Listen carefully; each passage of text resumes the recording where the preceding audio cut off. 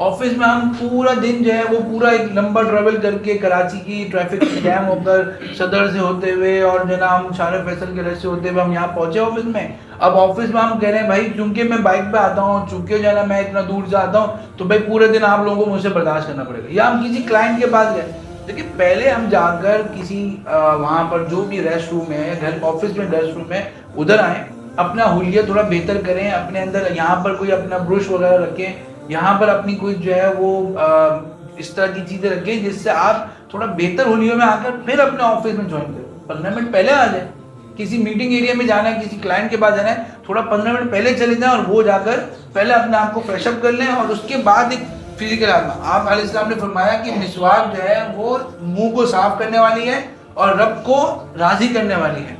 आप अलैहिस्सलाम का आखिरी अमल क्या था आपको पता है? आखिरी अमल मिसवाक किया और उसके बाद आप अलैहिस्सलाम दुनिया से पर्दा फरमा गए।